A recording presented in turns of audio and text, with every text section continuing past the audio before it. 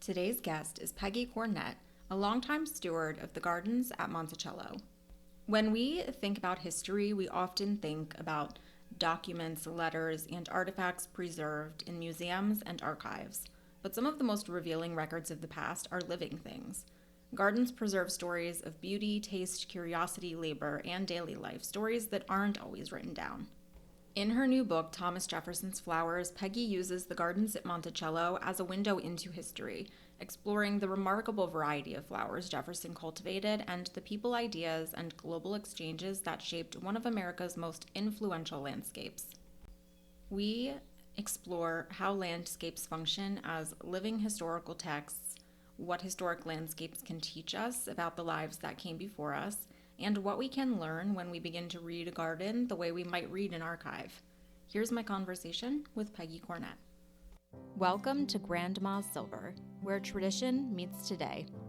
I'm Allie, your host of the Grandma's Silver podcast and founder of the Grand Millennial Lifestyle. Here, we blend aesthetics with nostalgia, engaging in conversations with lifestyle brands, designers, and more to rediscover the timeless charm of the past. Join me as we journey from home to heart, illuminating the past and polishing the present with the gleam of Grandma's Silver. All right. Well, Peggy, I am excited to chat with you. This is such an interesting topic. So I want to go ahead and allow you an opportunity to tell people who you are, what you do, and more specifically, this work that I just mentioned, what that is. And I think that kind of lays the foundation for the rest of our conversation. My job title is Curator of Plants at Monticello, and I've worked here since 1983 in the gardens, grounds, various parts of the Gardens and Grounds Department.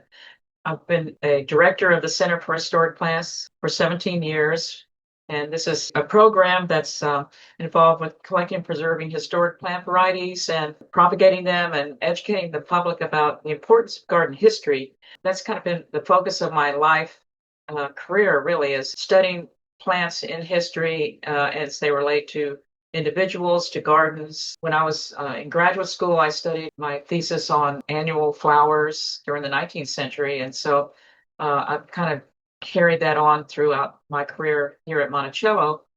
And of course, I've been involved with all aspects of the gardens, not just the flower gardens, but also the fruit and vegetable gardens and the landscape. I have a knowledge and interest in native plants as well. And Jefferson was also respected as being a well-regarded naturalist, botanist, and that sort of thing. So Wow. a lot of connection to Thomas Jefferson in many ways. Can I ask, because I find this blend of horticulture and history so fun, but which came first for you? I mean, how did you end up getting into doing this as a profession and knowing that that was the direction that you wanted to take? Wow. I grew up, my mother was a gardener, but she mostly grew vegetables. But I had an interest, I just really developed an interest in botany and taxonomy. That's what I studied as an undergraduate at University of Chapel Hill. And so that sort of launched my interest in the natural world, the understanding of the natural world. I was sort of grew up in that period where people were going back to nature and that sort of thing. And my first job out of college as an undergrad was working at Old Salem in Winston-Salem, which is a restored Moravian village and a community gardens. And I was actually in costume. I sort of got involved with garden history from that point on, which was, in my early 20s. So from there on, I carried this interest into when I went to graduate school and the topics I chose to study. I'm really a plant person. I'm not a landscape designer. I just really get into studying about plants and running histories down. And I got very interested in topics that connected me with other historians, people who are interested in roses, heirloom herbs, and flowers, and historic sites. So I've been involved with lots of organizations that are involved with garden and plant preservation, historic garden preservation. So, one thing that I'm kind of wanted to, I'm hoping that you could do just a little bit of, right, is that I think most people know Thomas Jefferson, many know Monticello, but for those who perhaps are not quite as familiar, especially when it comes to the garden horticulture of it all, could you just give like a brief synopsis of what that connection is to history, the fact that this is such a big part of what Monticello is. We've often said that Monticello is one of the best documented gardens in America. Jefferson wrote down so much. He kept a garden diary even before he began the construction of the home on Monticello Mountain. He was keeping a diary where he was born at Shadwell, which is about 2 miles away. And he kept this garden diary, which is pretty detailed, for over 60 years of his life. That kind of launches our understanding. And then people have studied Jefferson so much, for other various reasons, for all the reasons about how important he is historically. But the fact that he wrote so much about gardening, and not only this diary, but also in letters and directions to his family and his overseers.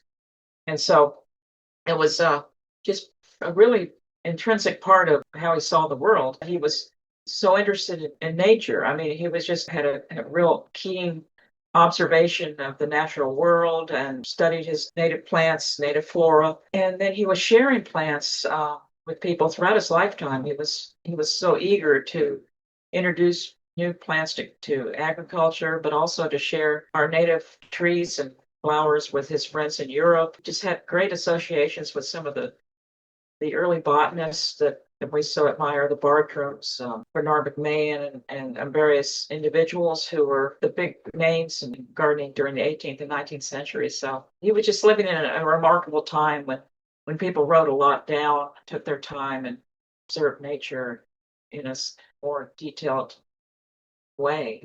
So Yeah. that really has drawn me to studying him over these years, and to really just sit back and try to think what was going on in his life at each of these periods in the garden. You said something earlier when you were kind of talking about how you got into this, and it was something along the lines of that you really like the history and that you don't necessarily consider yourself like a landscape designer or anything like that. And so what's interesting is that I think most people think of gardens as decorative spaces. And so I'm wondering if you could elaborate a little bit more on how historians are looking at a garden differently than the layperson.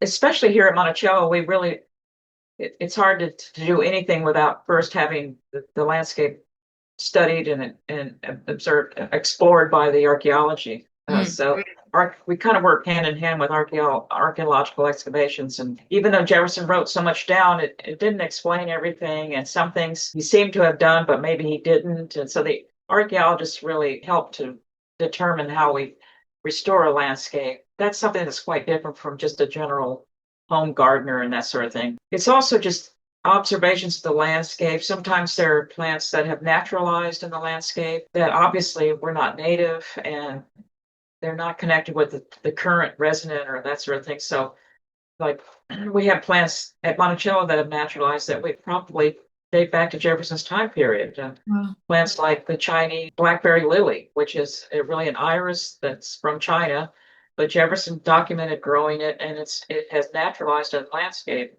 So it's an iris that likely has a connection to Jefferson. And there's other plants like that as well. We also look at trees and the natural flora, and how, sometimes we'll see a forest and we think, oh, this is virgin forest, but it's really not. I mean, even the landscape of Monticello, we know, was changed, timbered, at least two times during the 20th century. So we don't have the virgin forest that Jefferson knew. So we're combining the written documentation with observations and confirmation with archaeology, or contradictions with Yeah. archaeology. Yeah.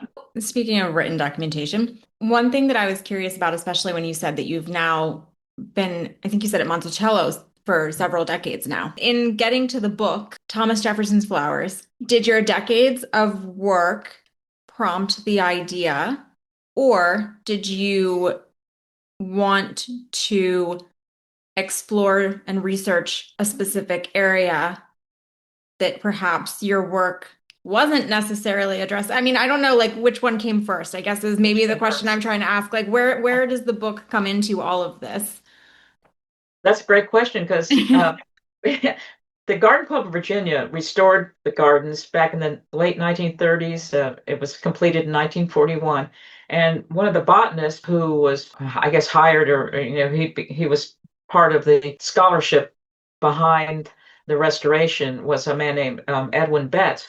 And he published a book with a Garden Club of Virginia leader who was named Hazelhurst Perkins. And they published a little booklet called Monticello's Flower Gardens.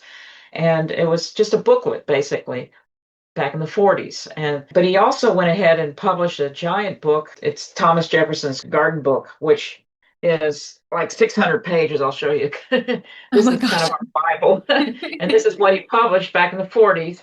Okay. And so this is what we use all the time because he combined all of the letters, each page of the garden book, the diary, which is about 60 pages, but he also included all the letters and anything that was happening to Jefferson's life year by year. So Wow. that's why this book is so essential. This book it came out and then it was going out of print, so we revised it and back in the I guess the 1990s, added an annotated plant list to it at the end. And that book was going out of print. So the decision had to be made. This was about 4 years ago. The decision had to be made to reprint it because that was the only flower garden book we had available. And meanwhile, my boss at the time, Peter Hatch, was director of Gardens and Grounds, and he had published two books on Jefferson's fruit gardens and one on his vegetable gardens called A Rich Spot of Earth. And that book came out in 2012. There was not really a definitive book or a comprehensive book on Jefferson's flower garden. So we had the fruit garden, the vegetable garden. It just seemed logical that we needed a flower garden book. Meanwhile, because of my years working with the Center for Historic Plants and writing articles for publication, we used to publish an annual journal called the Twin Leaf, Okay. and I would write articles for it. And my articles were mostly on flowers because Peter was writing articles on the vegetables and the fruits. Bringing all this together, the things, my archive of articles, the work we've done to, we sell seeds and plants. And so I've done information material on individual flowers as well as everything else that we sell in seed packet form. So I just, I started bringing all this stuff together. I mean, it's a huge amount of archive of I'm material sure. that yeah. And so it's like kind of, when people ask me about this book, I said, well, it took me about 40 years to write it because it really is an accumulation of all of the stuff I've done here. I mean, I Yeah. started out as, I was a associate director of Gardens and Grounds, so I managed the greenhouse, I trained garden guides and grew plants in little pots and helped plant in the garden. So I've just done everything from one end to the other. I've been very lucky to have this job. In writing the book, were you pulling, I mean, I'm sure there was a combination of having to pull in new resources, but were there Right. things that you, because even though you've been doing this for years and years, were there things that you found along the way that ended up surprising you or that was new information or that ended up informing your work now because you learned it along the way for researching the book? Well, what's interesting is, I was really starting to focus on this during COVID. There were revelations that came to me during this time period because I was thinking in terms of how Jefferson saw the world, and he also was prone to contemplation and to looking for solace in gardens and so forth. And it seemed like people were finding a comfort in gardening. It's a very important time for us because during COVID, even though we were semi-closed, our garden mail order and seed sales and everything went out the roof. I mean, because everybody was at home gardening or adopting pets. Yeah, trying to And be outside. Yeah. yeah, wanting to be outside. And the more I thought, I started thinking about, well, the first page of his garden book, why did he start writing it when he was 23 years old, still living at Shadwell? And the first thing he was writing about was he's observing flowers coming into bloom and wildflowers in the woodlands. And I just started thinking about what was happening in his life at that time. And this may be totally not true. It seemed to make a lot of sense that he was trying to write about what he was observing during the spring when right after he had lost his older sister. and we knew that they were very close to each other. She had died in the previous fall. So the following spring, he was writing these observations, and it just seemed to me that perhaps he was trying to immortalize or remember the things that they shared, you know. Yeah. And then I also saw this happen again during the period when his wife was in 1782, during his wife's final months after she in childbirth. She was declining for several months before she died in September. And during that time period, he was keeping a very detailed observations of flowers blooming in a garden at it wasn't a garden we know today, but it was obviously a garden at Monticello. So again, I was just seeing that the gardens were a way, especially the flower gardens were a way for Jefferson to relate to his family, his friends, and to find connections and comfort. I just saw this play out throughout his lifetime, you know, with his relationship with his daughters and his granddaughters, and with his friends in Europe, where he was sending plants. And so it just seemed to be a revelation that I never thought about, 40 years ago. Yeah. Yeah. And it may be totally off, but it just seemed to make a lot of sense. I want to go back for 1 second because you mentioned how there was an existing book on the fruits and the vegetables, and then the flowers Yes. were a natural third passageway, right? This is probably a very broad question, but if we could elaborate on why it would be important to have the understanding of all three. Well, it was a bit of a trilogy. I mean, we had, at the gardens at Monticello today, we try to interpret Jefferson's retirement gardens primarily. He retired from the second term as president in 1809. And we feel like the flower gardens, his diary, the vegetable and fruit gardens were really important during that time, especially the first year he retired. But within the next few years, probably by 1812, we determined that was probably the peak period when the flowers and the vegetable garden and the fruit gardens were most productive, were most successful, were most satisfying. It just seemed like there was a trilogy there that we should, make available. But I mean, I think there should also be a book on Jefferson's trees and, Mm. and Jefferson's. I mean, people have written books about Jefferson and natural history, but I think just native plants would be a whole nother book. I mean, I've often thought I'd love to have time to do even a picture book on the trees would be really Oh, that fun. would be so neat. Yeah. Cool. You're talking about native plants, things that were new. Could we talk a little bit about what that informs historically? What can a historic plant, first of all, what is a historic planting? Why is it considered historic?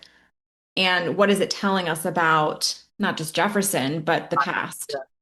Well, yeah, that's interesting because certain people say it has to be at least 50 years old to be an heirloom. That's kind of subjective, but for me, it's what people were interested in at the time, for one thing. Jefferson was growing a lot of flowers that were just popular then. It wasn't like he was revolutionary or what or he was introducing anything new. He was just interested in very common flowers. And a lot of times it was just the ones that are not even the less hybrid or the less developed flowers. But he was also interested in highly developed flowers too, like what we would call forest flowers, Okay. primroses, and that sort of thing. So you have to kind of know the time periods. I've delved then into books and about beautiful paintings from different time periods, illustrations. Jefferson had references, books such as the Miller's Gardener's Dictionary and those sort of things, and they have illustrations in them.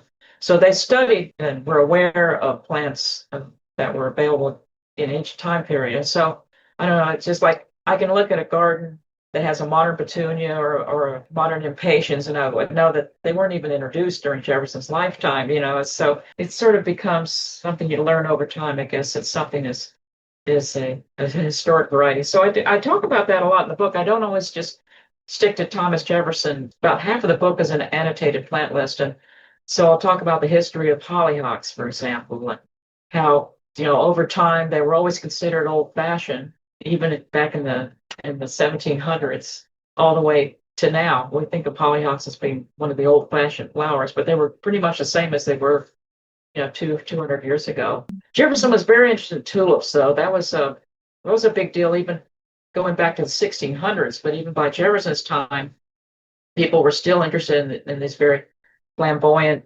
colorful tulip varieties that, today we seem to are tastes have changed and people like to just have those large pastel colored tulips, but they really like the parrot tulips and the variegated tulips and the colorful tulips. So one of the things you're kind of circling in my brain, so I don't know if I told you, my background is kind of all over the place, but one of academically, I went to school for anthropology and historical archaeology.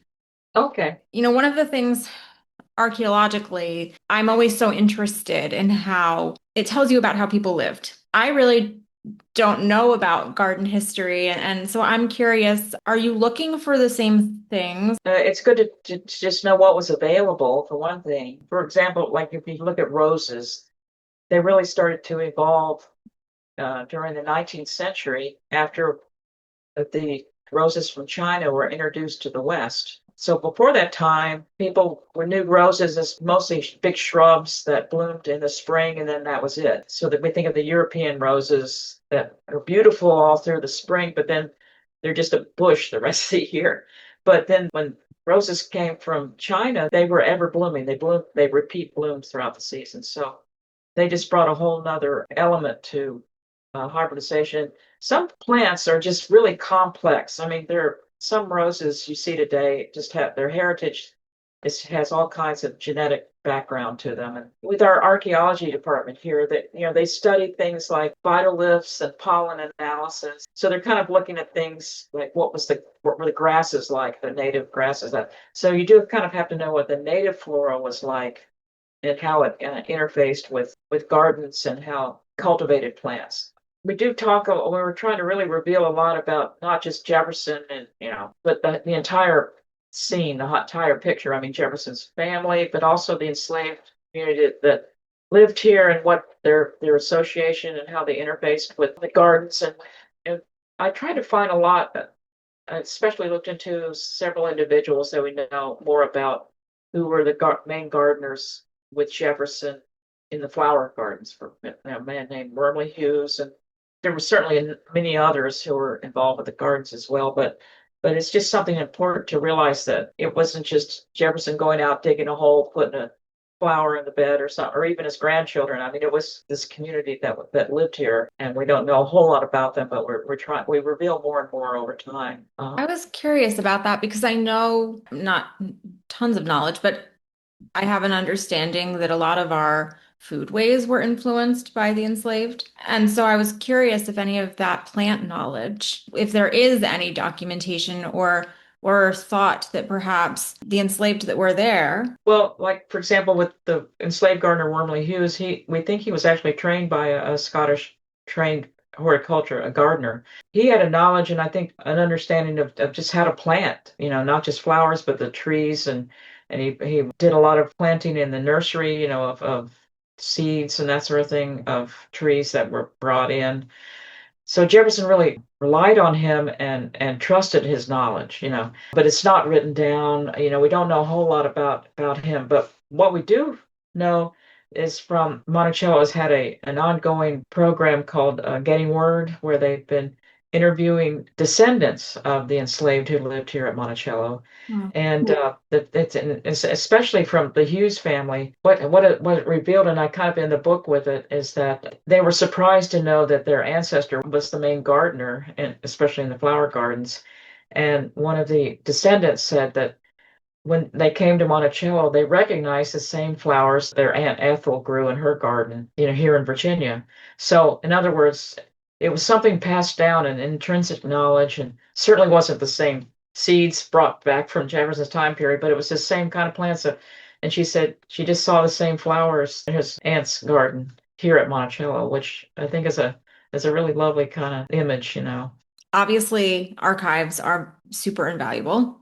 Are there things that a garden bed is telling us that maybe you wouldn't find in an archive? Like, what sorts of things does plant life inform? Sometimes it's just a feeling. Yeah. What I find interesting, especially at Monticello, is that it's a very unusual garden in many ways. It's the layout is this kind of ribbon bed around the leveled west lawn, and we're not sure he might have had flower beds or shrubbery beds within the curves, but it's a very relaxed. It's not a rectilinear formal garden. It's not a formal herb garden. It's very informal in appearance. But at the same time, Jefferson himself, he was such a stickler for detail and regularity. So it's just interesting how this layout of the garden appears. Sometimes I don't know, I can't explain it, but a plant, you see it and it's just it speaks to you in certain ways. Like Yeah. I'll see plants like echinaceas, and I know they're a native plant in North America. But we also grow one that was brought back by Lewis and Clark called the narrow-leaved coneflower from the West. And it was often called mad dog plant because it was believed to cure the bite of rattlesnakes and rabid dogs. But it just has a different look, totally different look about it. And the unique quality about it was the very strap-like leaves and the petals. And so it's quite different from a coneflower that people normally grow in gardens that are very popular today. And you can see the ones that have been hybridized and they're bright colors and everything. A lot of times, historic flowers are more muted in their color. They may be developed to be dwarf, or their flowers may be a lot looser, their growth Yeah. habit. They may need to be pruned back a lot, whereas a lot of plants today, they're bred to just be miniatures and stay tidy. And when I was in graduate school and I studied annual flowers in the 19th century, I was studying a lot about flower gardens that were part of the Victorian period, and just you really get to understand how different people's attitude. They had greenhouses, they could grow plants in big quantities, and garden style called bedding out. It was called where you were planting ribbons of different colors. It wasn't an individual plant, it became a design. But I just really got an eye for how different a garden in Jefferson's time period appealed to people as opposed to 50 years later in the mid 19th century when everything was exploding. Well, You it's know, funny because I have a lot of conversations about interiors in this podcast, and it's really interesting how the landscape and gardens had their own waves of preference as well. waves, yeah. Yeah, and transportation, it was the industrial age. And then toward the end of that period, 1900s, people were kind of turning away from that highly industrialized period. And there was a whole phase of gardening called the grandmother's garden. And they were trying to harken back to like a Jefferson period garden. It's like a colonial garden. And that's when the colonial revival period evolved. And Williamsburg is a great example of that, where people were trying to romanticize the past. How does one determine what goes into a historic garden? Are you replicating the documentation? That's what we try to do Okay.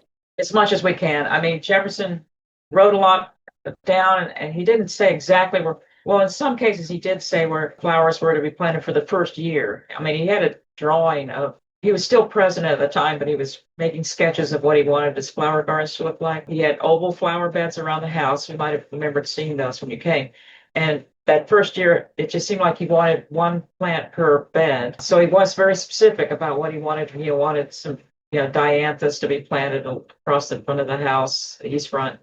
But then one bed was going to be a total bed of tulips. And well, the flowers will bloom, and then what? They Right. must have planted something else. So we have these kind of bits and pieces. And then one bed he wanted the plant that was named after him, the Jeffersonia. He wanted an entire oval flower bed of Jeffersonia. Oh my gosh. Kind of cute. And that again is an ephemeral plant, so it would have been dormant the rest of the summers. When we show the gardens today, it's really an estimate of what we think he could have had. But we do have lots of plant lists that he left. We don't know exactly where everything was. And the other thing, too, is we're not a living history museum here at Monticello. We mow the lawn once a week, on the west side of the house. We're not in costume. We're not using period tools. And there's different historic sites that are a little more strict about that, even in Williamsburg, but also I think it's up in Massachusetts, Sturbridge Village. I think I think that might be more of a living history, or Plymouth Plantation. Well, I was going to ask, and I feel like you're kind of touching on this a little, so I'll throw it out there. I was going to ask if there are misconceptions about what restoring a historic garden looks like, and that might be one of them, right? And that the ongoing maintenance looks Yeah, different.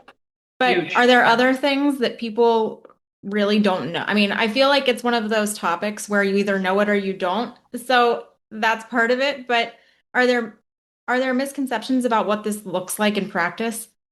Yeah, absolutely. I mean, we tried to show a perfect day on a perfect year in the garden, whereas they were dealing with drought, bad, horrible winters. Every year would be different. Crop failures, seed supplies, and I mean, we deal with that too, but we try to show the garden in a more idealized state than it probably ever was.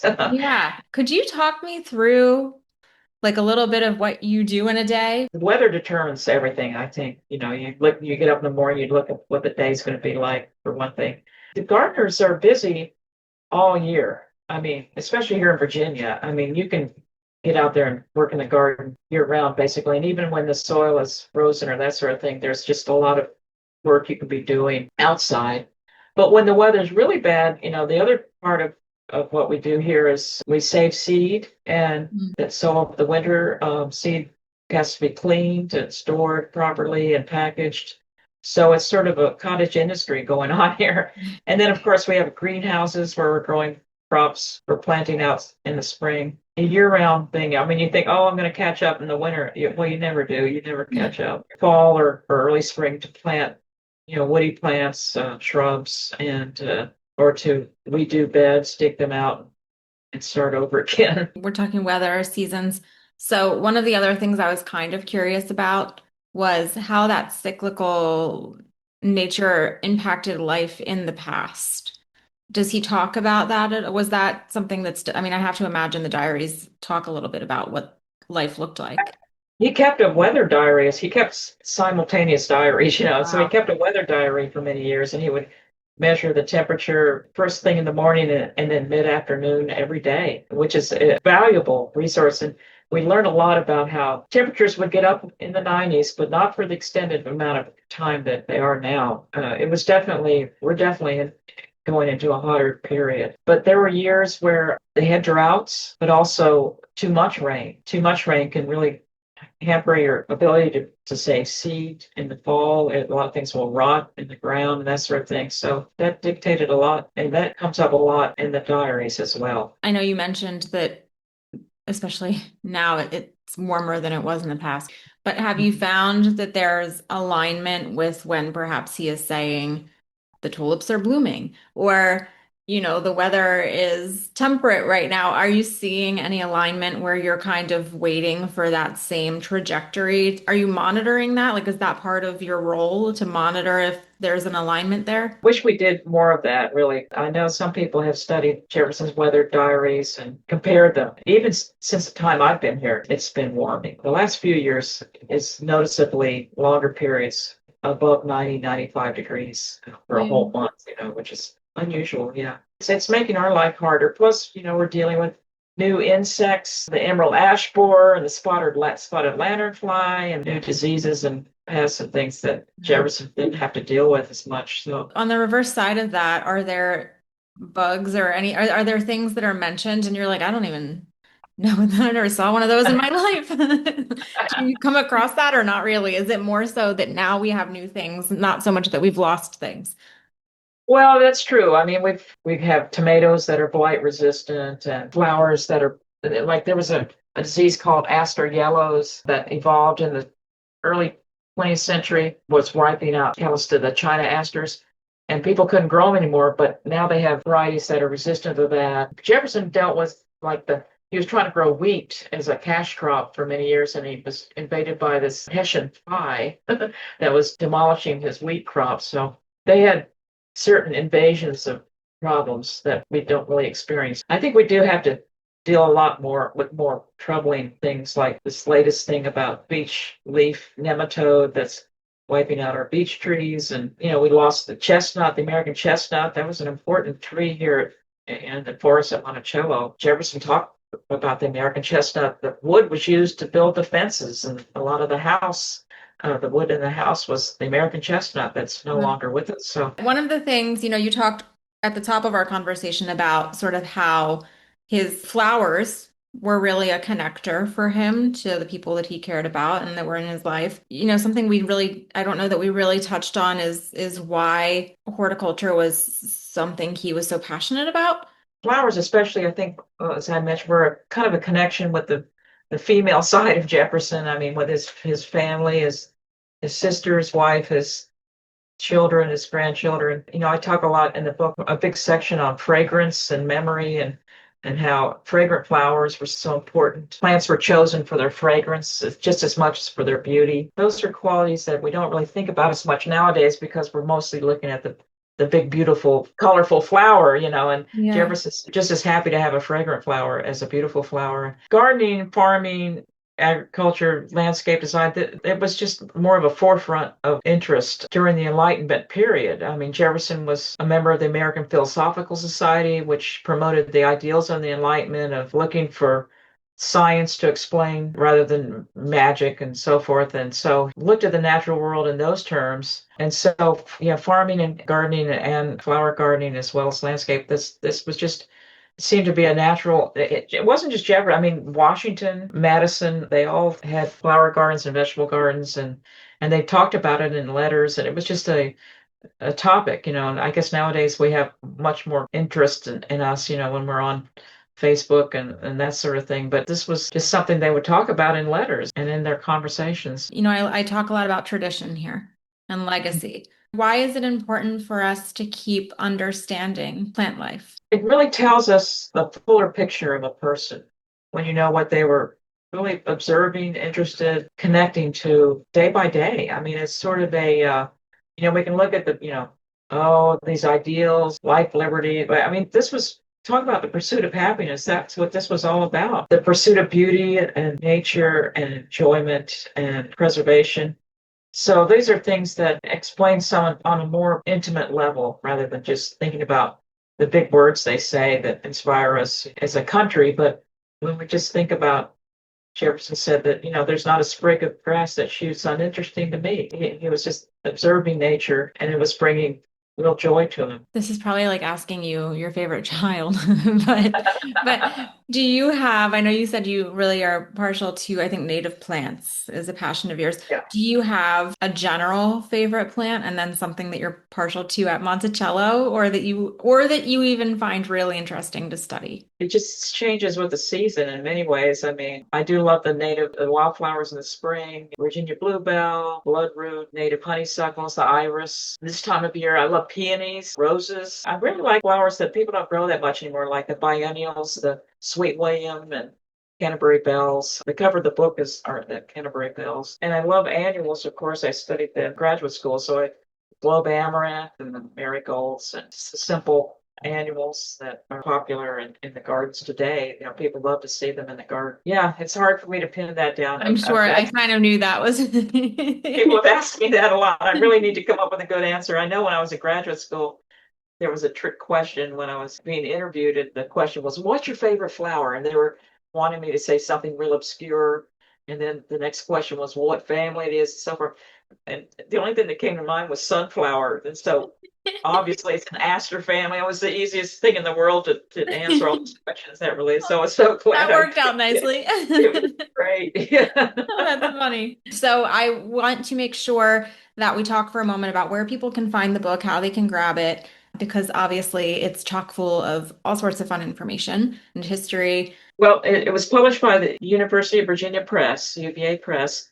We're offering it through the Monticello website. So if you go to monticello.org and just type my name and the title of the book, it'll come up. You can also go to Amazon and Barnes and Noble. So just type my name and the title and it should pop up. I will make sure in the show notes of the episode to link to all the places that I can find it so that people can access it however they see fit. Peggy, I really appreciate you taking the time to speak with me today. I probably could have talked to you for another hour about this, but thank you for sharing decades of knowledge in 1 hour. I appreciate talking. It was just a lovely, lovely conversation.